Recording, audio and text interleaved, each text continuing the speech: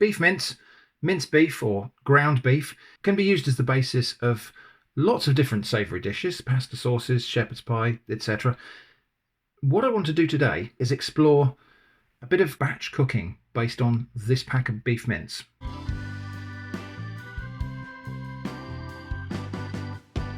What I'm going to do today is take this pack of beef mince and do a bit of batch cooking. And I'm going to extend this meat with all of these other ingredients you see here, plus some other bits that wouldn't fit on the worktop here. I'm just going to clear some space and then we'll get going. So what I'm going to do today is kind of a frugal recipe idea thing. Don't take any of this as prescriptive. And if you don't like any of the ingredients that I'm using in here, then nothing in here is sacred or anything like that. There is no absolute right way to do this. But I'm going to try to make the most of all of the ingredients I'm using today. So I've got one red pepper. A little tip for picking red peppers when you're cooking them, I tend to pick the ones that are deepest and darkest red, even if they're a little bit wrinkly, as long as they're not soft, squashy, rotten, so your finger goes through them, because generally the darker red and riper and softer this pepper is, the more kind of red pepper flavour it will have. I'll get rid of some of those seeds, but I'm not going to worry too much about them, because we eat the seeds in chilies. It's the same thing. Anyway, that's going to go in the food processor now. I'm going to be using the food processor to chop most of my vegetables, and that's just a labour-saving thing. Nothing to stop you chopping up that pepper by hand. I'm just not going to bother today. We're going to do a full costing of this exercise, which might get a bit weird and maybe tiresome, but we'll see how we go.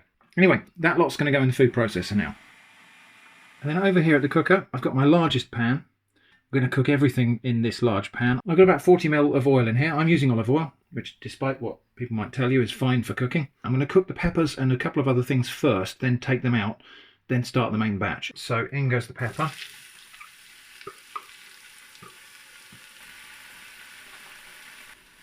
Now, tomato puree.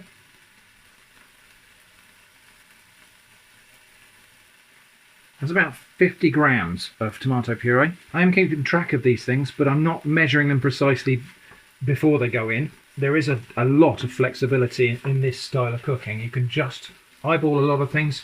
You could put twice, 3 times as many peppers in there as if you want, or none at all if you want. Also into here, I'm going to put a couple of cloves of garlic, which I'll just go and chop off camera. Hello, little doofus. Hello, did you have a nice time? Okay. Right, garlic goes in now. And as you can see, that pepper and tomato is really starting to caramelise in the pan there. Just going to cook that until the garlic is cooked but not burnt. And I'm going to momentarily turn off the heat before I add some paprika. This stuff burns really easily. So about a tablespoonful. So about a tablespoonful of paprika. Contents of that pan are now going to come out because I'm going to re-add them later.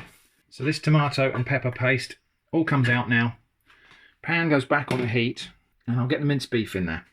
Packaging for the minced beef might look a bit strange depending on where you're coming from. This is a fairly recent thing here. It used to come in plastic trays when you buy it in the supermarket anyway. If you buy it from the butchers, you'd normally get it wrapped up in paper or something. But yeah, it used to come in plastic trays with film over the top. This is a kind of reduced packaging thing. So the minced beef, when it's been vacuum packed in plastic like this, it is a little bit harder to break up into pieces, but it doesn't really matter too much. Once it starts to cook, it will loosen up anyway.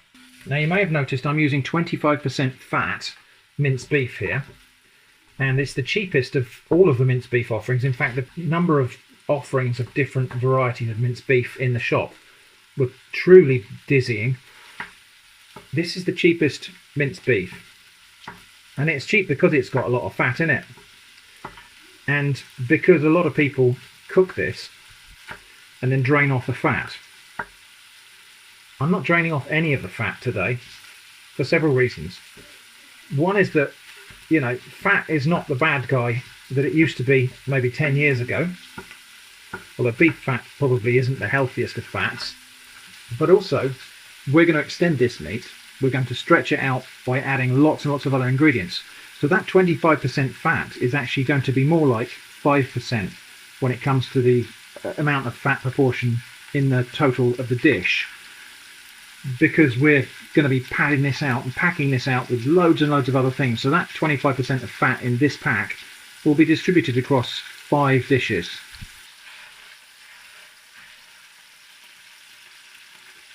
So yeah, a little bit more difficult to break up when it was in that big block like that, but it does break up once it's cooking. All right, so that's going to fry away there. I mean, look at the amount of fat that's come out of there. It really is a bit, if you were scared of that, that would certainly be worrying. I'm not. Anyway, I'm not just going to brown this until it's grey. I'm going to brown it until it's brown, because that browning that we will get on this meat is flavour. So a couple of onions, about 200 grams in total. But again, you could add more or less if you like onions or hate onions. I mean, I suppose if you hate everything, your pan is going to be a little bit empty. Onions in the food processor.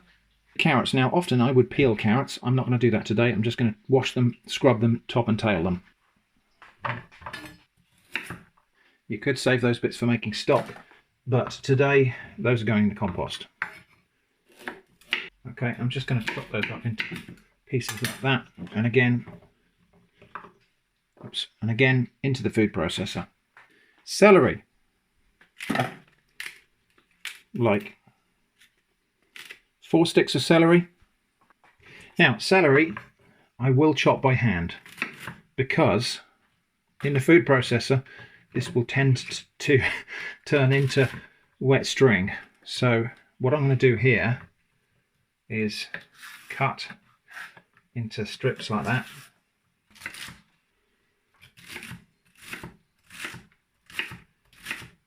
So cutting it into short sections like this will stop it from going all stringy. Right, that is going to go straight into the pan. And over here we can see this meat has now got actual crust, actual sort of browning on it, crispy bits. And that's exactly what I want. As I say, that lot there is flavour. But if we carry on cooking it, we'll just dry it out to little bits of burnt meat. So, starting to put some of the wet ingredients in now will mitigate that somewhat. So we can go for celery. But what we will have now is about probably a couple of teaspoons of Bovril. This is a concentrated beef stock. Similar in appearance to Marmite, which is a yeast extract, and this does contain some yeast extract, but this has got beef, concentrated beef stock in it as well. You could use a beef stock cube here, and I'll try and get that to mix in a little bit. The other thing you could use here is maybe a bit of soy sauce, a bit of dark soy sauce. Meanwhile, over here, the carrots and onions are in the food processor.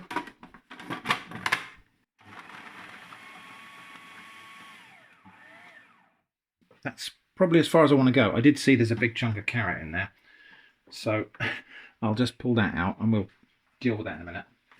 Back over here, that's all sizzling again.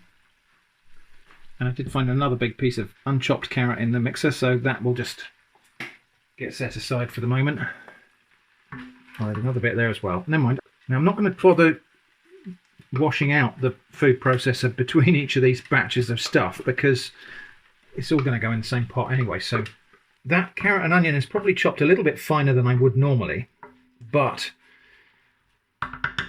it's good in a way because it's chopped down to a small texture, which is similar to the eventual texture of the minced beef. Next, mushrooms, and I've actually got the end of one pack of mushrooms and the start of another pack of mushrooms here.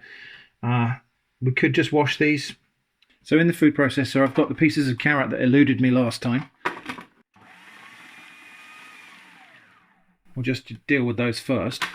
And then the mushrooms. And part of the reason I'm happier to wash them this time rather than wiping them is I'm not handling them. I'm not slicing these. I'm just going to put them in the food processor and chop them in there. One of my reasons for not liking washing mushrooms is that they go all slimy and difficult to handle. So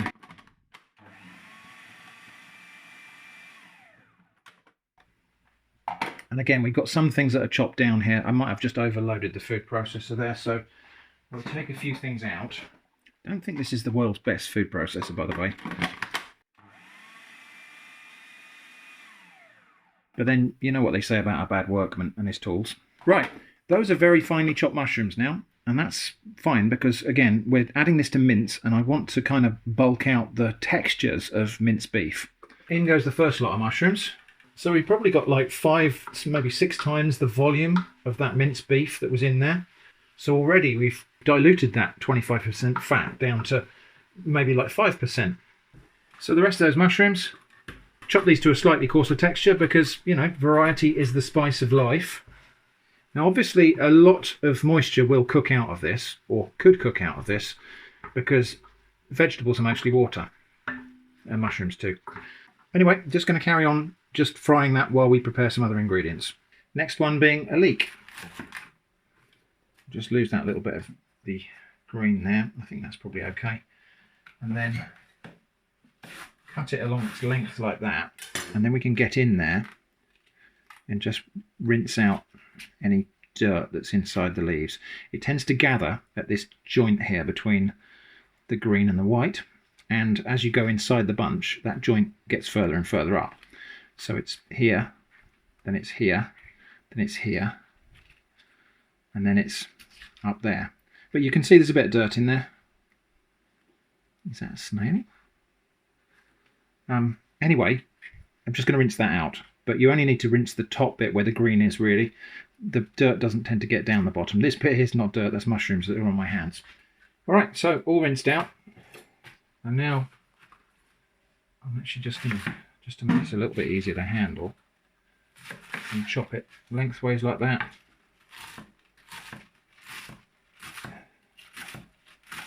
Chop that up into smallish pieces.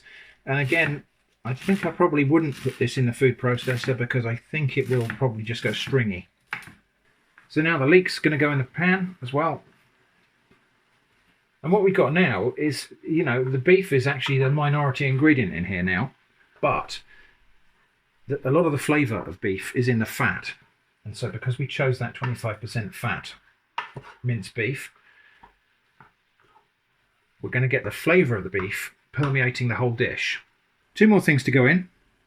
Red split lentils, 100 grams, and whole spelt grain. This is a bit like wheat. 75 grams. And then water. That's 500 ml. Let's see how that looks. It's going to need a bit more than that because these grains and pulses are going to absorb a lot of that liquid. So it's probably about 750 ml of water right in there. Now, lid on, and we'll let that simmer for 25 minutes maybe, just to really tenderise that beef, bring the flavours together, cook the vegetables. I almost forgot, this is probably a good time to put mixed herbs in. Got some mixed herbs here, kind of Scarborough Fair type of mix. That's what, teaspoon and a half. Could have added those earlier actually, because some of the aromas in there are fat soluble, but they'll still find the fats in here and dissolve their way into them.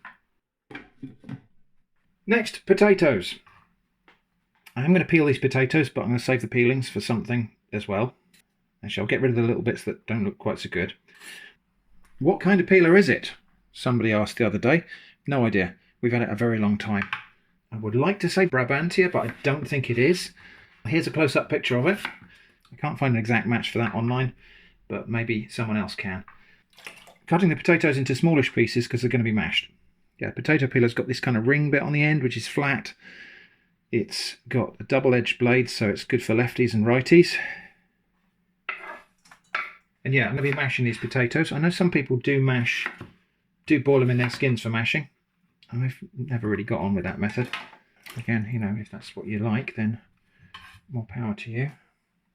But yeah, potato skins are not going to be thrown away today. They will become part of this recipe, but just not this part. So potatoes are peeled. I'll get them on the cooker in a minute.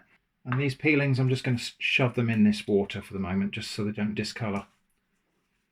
If you leave them open to the air, they will sometimes turn brown or a strange colour. Not that it matters, they won't affect the flavour, but it can look a bit weird. Sometimes go kind of grey or something like that. Anyway, so potato skins in that water just to keep them out of the air.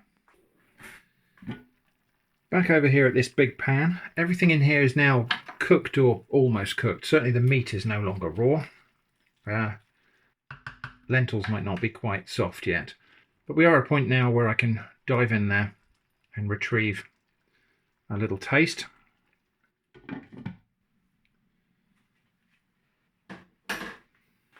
And think about what else it might need. It definitely needs some more savoury in there. So I think we're going to have this. This is actually a chicken stock cube, but it's a very low salt one.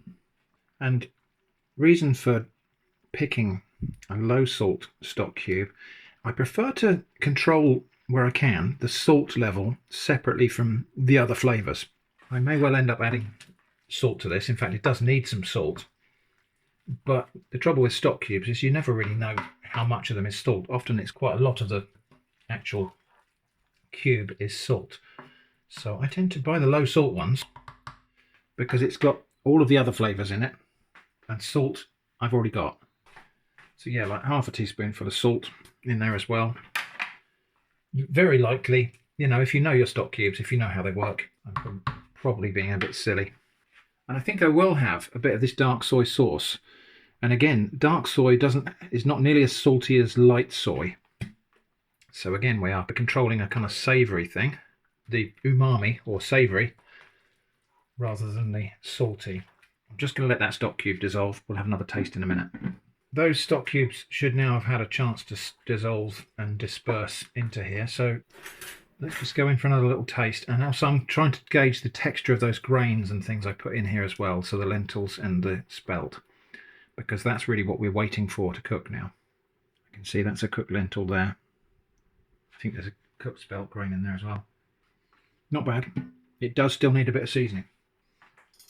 And again, I'm going to go back to the Bovril here. And that's basically 2 teaspoons there. And that is a lot of, you know, stock cubes and seasoning and stuff in here, but we're making a lot of food. Another little taste. See where we're at now. That's just right now. So those flavours haven't completely developed yet because everything in here is only just cooked. But that's fine. But we are going to now take some of this out because I have these. So this is an oven-proof glass dish, Pyrex style, not actually branded Pyrex, with a plastic lid that clips on tight so that that can be filled. We can put that in the freezer and then that can come out, thaw out and into the oven. So I'm going to make 2 shepherd's pies in here.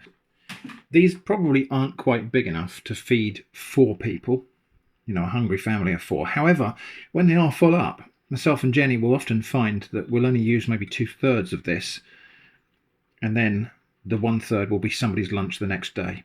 So we might divide that into 3 servings. You can get bigger ones and smaller of these as well. I'm making shepherd's pie first, by the way, in these 2 dishes. Now, at the moment, the stuff that's in that pan, blipping away over there, is a little bit too liquid for the base of a shepherd's pie. So what I'm going to do is in each one of these, put just a handful of oats. That's just porridge oats. When I put the sauce in there, I'll stir it in, and it'll soak into those oats. It will hydrate them. They will thicken the sauce.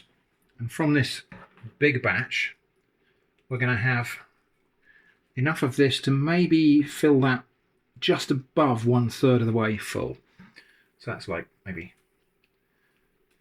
a ladle and a half. That is probably a bit much. So we will just take a bit more out of there. Something like that. Oh, here's the thing. But you use minced beef. It's not shepherd's pie unless it's lamb. False. That's just not a rule. The earliest recipes for shepherd's pie use pork, actually, or any leftover meat that you have. And the connection to the word shepherd is nothing to do with sheep, really. It's to do with the fact that this was a dish for poor people, e.g. shepherds. If you really spend a moment thinking about it, the description of a shepherd is not someone who eats sheep. It's kind of the opposite of that. Pedants are going to be all over the comments on this one, I can tell. You go for it, guys. The algorithm loves your arguments. I may abstain. So I've got a courgette here. Expensive to buy at this time of year, but we just happen to have this one in the fridge. Jenny bought some for a different recipe, for a cake I think it was. And so I'm going to use this because it needs using. I probably wouldn't, if I was trying to cook frugally, I probably wouldn't use courgette at this time of year, just because it's, like I say, they're a little bit out of season. It's a bit expensive at this time of year. A better choice at this time of year might be a butternut squash, which is in season because they store. It is a summer growing squash, but they store through the winter. Anyway, just going to chop up this courgette. I will price this courgette into the pricing table at the end of this video. Potatoes are boiling over. But, as I say, I think butternut squash would probably be a better choice at this time of year, which, by the way, is January. Now into here goes the courgette, and goes that red pepper and paprika and garlic mixture that we made earlier. Wow, look at the colour coming out of that.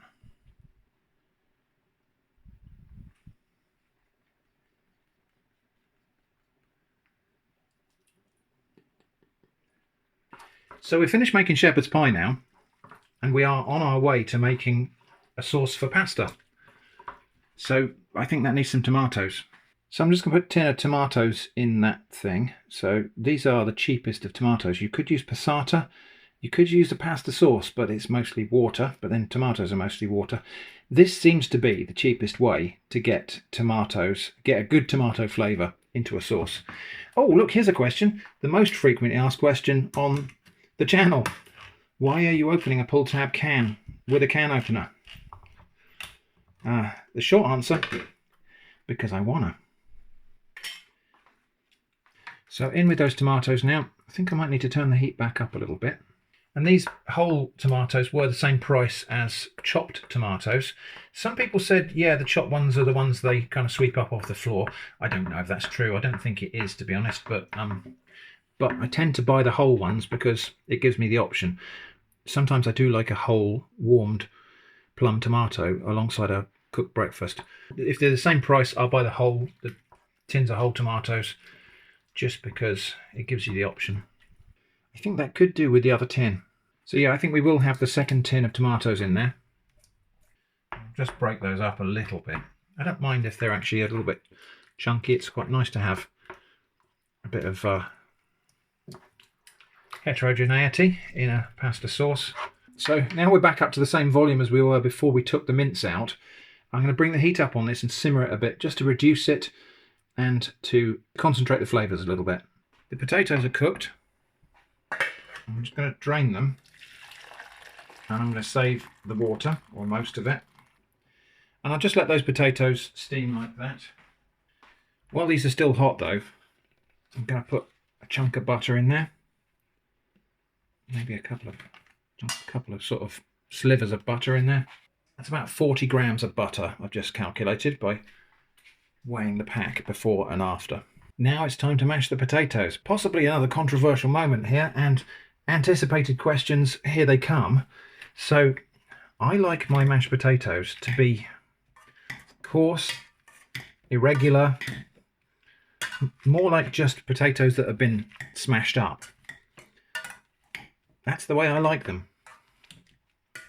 Now I do know that that goes against the grain of what Michelin-starred chefs will try to assert about how they pass the potatoes through a silken handkerchief or whatever, and about how much butter they try to incorporate into their mashed potatoes. Now here's the thing, look, if you like your mashed potatoes like baby food, more power to you.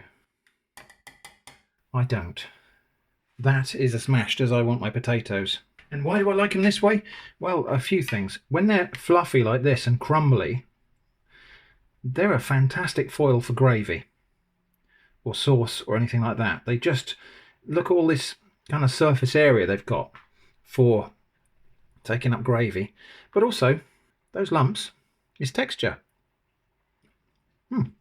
It's really nice. I like it. I'm not going to try and assert that this is the only way to mash potatoes. You should know me better than that. But I've been on this planet more than half a century now. You can safely assume I've tried mashed potatoes all different ways, and I like them this way. So my two shepherd's pie bases, I'm going to get a topping of mashed potato.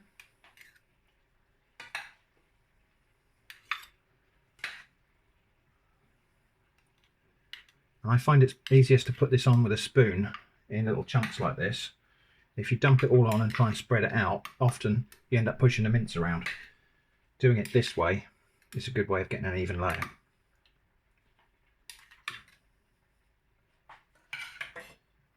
And that's probably a bit more than we can actually fit on there. Now the lid will press this down a little bit, so I might just smooth that down a little bit just to make a proper kind of almost like crust layer, because we have got to get the lid on top of these. So that is now 2 main parts of main courses completed now, 2 shepherd's pies. These just need to cool down completely. We'll get the lids on, they can go in the freezer.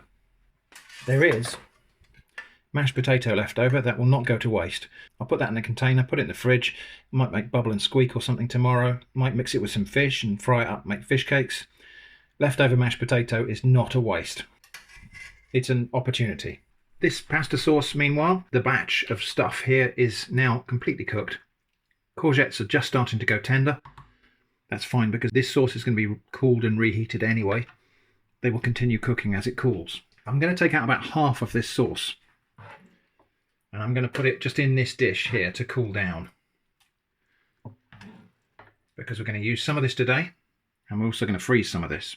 I put it in a metal dish because then it will cool a little bit quicker through conduction onto the surface. Right, now this remaining sauce, we're going to put some more stuff in here and continue cooking. And that more stuff is going to be sweet potato. Now I thought about putting this in the food processor, but I actually do want to dice this because this is now the last batch of cooking. Whatever we do now is not going to be kind of overwritten or destroyed by subsequent steps in the process. I want to have little sweet potato dice in there. So we'll just neatly dice that. The sweet potato goes in so that we can start that cooking. And then remember these guys, potato peels, not going to waste them, as I say. Those are going to go in the food processor. So just drain the water off them and in they go. That'll probably do. So yeah, just kind of chopped into small-ish, dice-ish. And these also will go into there, and then we just need to cook this for long enough to make those tender. Might need a little bit more water. I mean, maybe I should have saved the second can of tomatoes and put it in at this point. But actually, I think what we'll have is a tin of red kidney beans.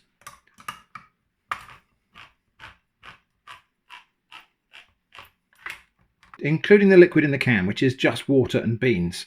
If you're cooking red kidney beans from dry beans, you do need to boil them and then tip away the water because it can be toxic.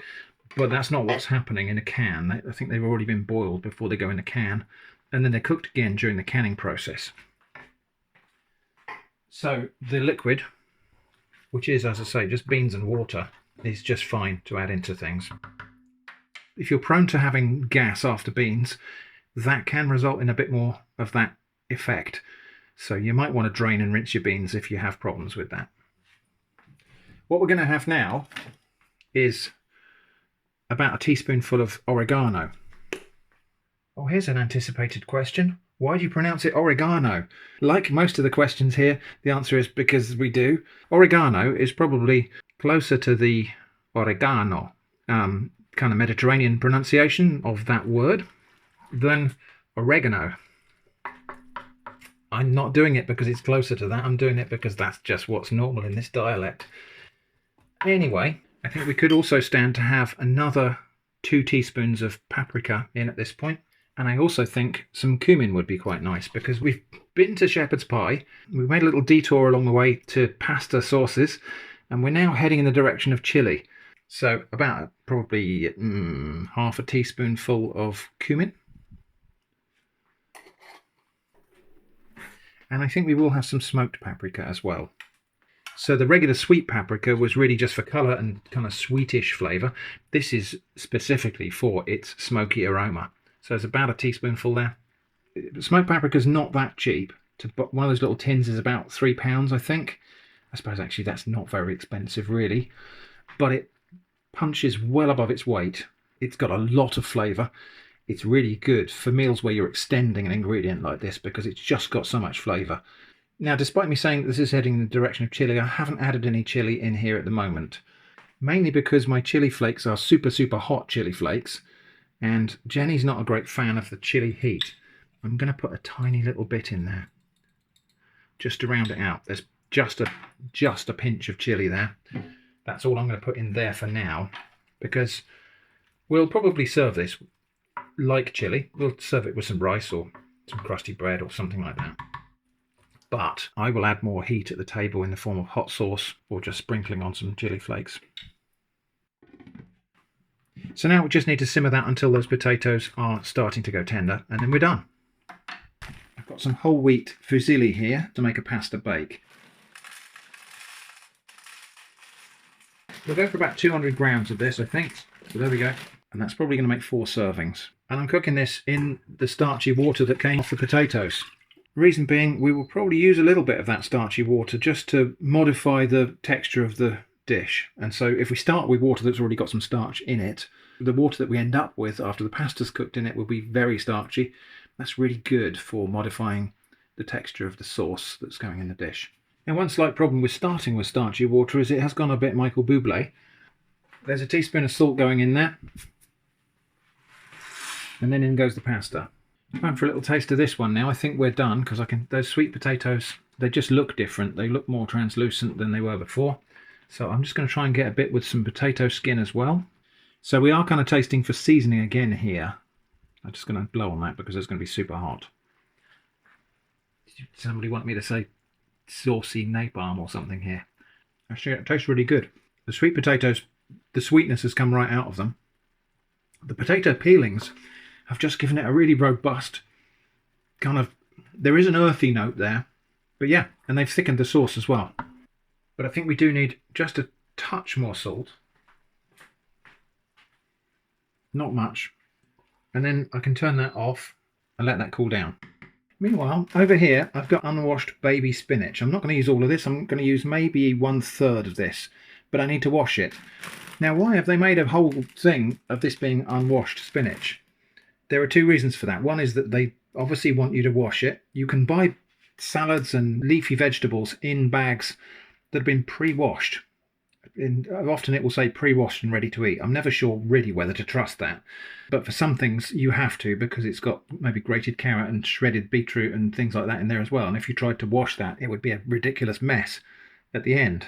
But this is unwashed spinach. There are 2 reasons to buy unwashed spinach. One is that that bag of spinach will last longer than washed spinach because it's not wet at all in this bag. It won't go off as quickly. It'll last longer. But also it's cheaper because washing as a process costs money to do. I've also got 75 grams of grated cheddar here. So about 150 grams of spinach leaves. I'm going to give these a really good rinse and then let them stand and let the water kind of soak into the mud that might be on them, and then give them another wash to loosen that off, and then we'll get them nice and clean. Okay, pasta is done. I'm just going to take out some of the starchy water out of there, and we'll reserve that. The rest of that I'm just going to drain off down the sink now.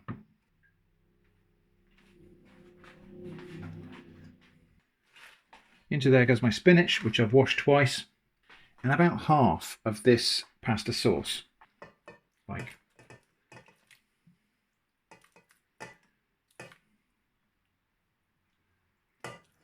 that much. Reserving that much, that's going to go in the freezer in a box. And now I'm going to stir that together and allow the heat from that pasta to wilt the spinach a little bit. It might take a bit, you might have to just leave it for a minute or 2. Just add a little bit more of that water back in. Might put that back on the heat for 2 minutes just to wilt the spinach. I'm actually not even going to turn the cooker on, it's just still hot. But that residual heat that's in that cooking ring there will just heat that pan back up and wilt the spinach for us. Okay, that's pretty much there. The spinach has wilted right down. It's almost disappears to nothing. It's amazing spinach does that, really. So in goes 75 grams of grated cheddar cheese. Just using the cheapest of tasty cheeses that they had in Lidl. It's not the best cheese you can get, but it's perfectly good for cooking purposes. We will put probably about another 50 grams of this cheese on top of the dish when it's done. And then that lot goes into this baking dish like that. Spread it out a little bit. And I will put some more cheese on top of that before we put it in the oven tonight. Right, so here we are at the end of the cooking, and what we've got then is 6 servings of shepherd's pie. Each of those dishes will serve 3 people, or 2 very generous portions each. We've got a bit of leftover potato from tomorrow's breakfast. We've got at least 4 generous servings of pasta bake, 3 or possibly 2 generous servings of pasta sauce there. But again, that's half of the sauce. So if we wanted to, we could, once that's on top of the pasta with some spinach in it and stuff like that, if we make the same thing again, then again, that'll serve 4 people. And then 5 portions of chili. So I've made 3 individual 1-person portions, and that is twice as much as that. So 5 portions of chili. Chili-ish. It's not actually that spicy. But that can be adjusted at the table or when it's reheated. So how many portions have we got? So how many servings here? Obviously, there are things that have got to go with this. So the chili needs rice or something to go with it, or a baked potato perhaps. The pasta sauce needs some more pasta to go with it. The shepherd's pie will need some vegetables to go on the side. The pasta bake, we might have a little salad or something on the side of that, but there are quite a lot of vegetables already in this. So in a sense, these are quite well-rounded nutritionally. So that's the meatiest dish. This is the second most meaty, and this is the one where we kind of really strung it out. So let's just have a taste of this chili here now. And this is the one that's got the least meat content in it because it come out the end of the whole sort of perpetual stew process. And it still tastes meaty and robust, in part because of all the things we added to it, but in part because all of that fat, that 25% of beef fat, which we started off with, it's been distributed across all of these dishes. And it's now not a huge amount of fat in any of them, but it's carried some flavour through. Right, the oven's just coming up to temperature. We're going to bake this pasta bake now. I've got another 50 grams of cheese here, and then I've got 35 grams of stale crackers. These are left over from Christmas. I don't even know how to cost these, but I'll have a go. Just bash these up. Just bash those up into crumbs, and then toss them together with the cheese. And spread that out across the top. That's ready to go in the oven as soon as the oven's up to temperature. Right, I think this is done. Let's take a look. Looks good, bubbling around the edges. Right, let's dish up a bit and see what it looks like. So lovely crispy crust on there.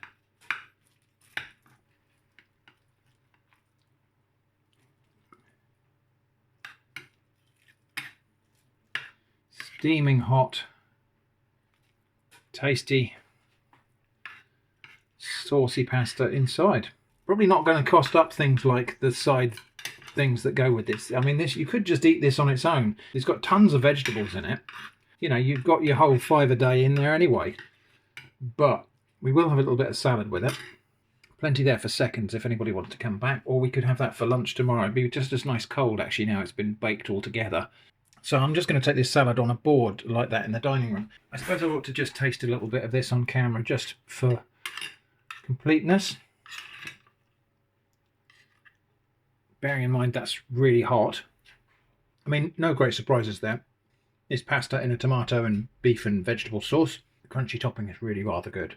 Okay, now we're going to go off to Studio Shrimp for the full cost analysis. Studio Shrimp here, time for some analysis. I think the first thing to be really clear about is that what you just saw me cook in this video is not especially optimised. Some of the ingredients were not the best choices. The courgette, for example, just a bit silly to be using those out of season when they're practically free in the summer. But that was a thing that was in the fridge, left over from something Jenny wanted to make, and that needed using up. And I think it still serves a purpose in this video as an example of maybe what not to do. Furthermore, not all of the ingredients and additions I used here were the best possible value version of what they are. My little jar of oregano came from Waitrose because that happened to be nearby when I needed to buy oregano. If I was truly trying to optimise and shave off every possible cost, there are plenty of opportunities like that could be done cheaper. Also, maybe just fewer ingredients. Onions are cheaper than leeks, so I could have made a switch there, and so on. Anyway, adding up just the ingredients you saw me use in this video, a table of which is on the screen now, then dividing by 17 portions, that is 5 servings of chilli, 8 servings of pasta sauce, and 4 servings of shepherd's pie, the cost per serving at this point in the calculations is 78 pence. If those shepherd's pies were served as 3 portions each, which we would sometimes do, that would be 19 portions, so 70 pence per serving. But not all of the finished dishes are complete. They would need things to go with them, so let's assume that remaining pasta sauce gets the same treatment and is made into a pasta bake with a crispy topping, and let's say 2 of those portions of chilli will be served over rice. The other 3 will be just eaten as they are, as light lunches. I tried that, by the way, and it's pretty good on its own, just because of the variety of ingredients in it. And let's assume those shepherd's pies will be served with carrots, peas and broccoli. Now the total ingredient cost is 91 pence per serving, or 82 pence if the shepherd's pies are divided 3 ways. Of course, ingredients are not the only things that cost money. What about the cost of cooking? Now this could be tricky, so let's make some assumptions and calculate an upper bound for the cooking costs. I used the 2 largest rings on my hob, and not on their highest settings all of the time. The total power rating for all 4 rings together is 6.4 kilowatts. 3.2 kilowatts times 1.5 hours is 4.8 kilowatt hours. I'm currently paying 24.98 pence per kilowatt hour for electricity, so the absolute maximum cost for electricity for preparation would be £1.20. The food processor I'm just ignoring, by the way. I think if I'd plugged my power measuring device into there, it wouldn't have even ticked up to 1 penny. So that's the upper bound, and in reality the cost was probably less than half that amount, because the rings weren't on for even a quarter of the cooking time. Now, there is also a standing charge for electricity that's 62 pence per day, and it's hard to know how to allocate that, because if I decided to cook for 10 people every day, the standing charge would not go up, and if I decided never to cook ever again, the standing charge would not go away or go down, because it's the charge I pay just for the privilege of being connected to the grid, and I would want to stay connected even if I wasn't cooking, because I use electricity for the lights, the washing machine, the vacuum cleaner, the TV, and to run the computer on which I'm editing the video you're now watching. We could try to measure all of the different purposes for which I use electricity and then try to figure out an average portion representing cooking, but that sounds like hard work. Instead, I think we'll just say that 1/4 of the standing charge for today is allocated to cooking. So that's another 15 pence. Of course, the hob wasn't the only thing we used today. The oven is rated a maximum of 3.45 kilowatts, but it wasn't on full power, so let's err on the side of caution and say 2.5 kilowatts in use for 35 minutes. Works out to be a little over 1.5 kilowatt hours, costing 38 pence. And of course there will be cooking of the remaining portions in future, which is really hard to quantify, as some of these dishes might be baked in the oven, others might be warmed in the microwave.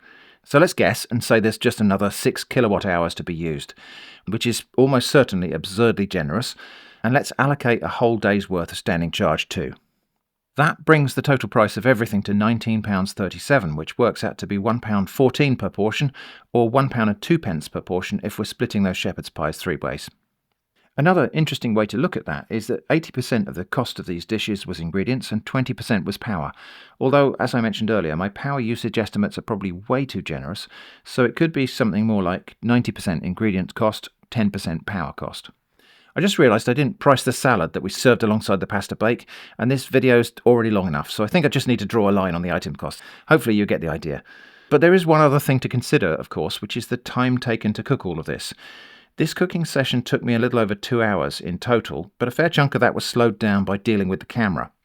This is not the first time I've cooked like this, by the way. This is actually a thing I do regularly to stock the freezer with easy dinners, and I'm fairly sure that I normally get all of the cooking done in less than 90 minutes. I could probably speedrun it in 1 hour and 10 if I really tried. But let's say that together with the future preparation for all of these meals, there's a total of 2 hours of cooking and stuff, and there are 5.5 full meals here. That only works out at 22 minutes preparation per meal, really. Anyway, I think it's time to stop analysing and talking now before I disappear up my own spreadsheet. I hope this has been interesting. Thanks for watching, and I hope to see you again soon.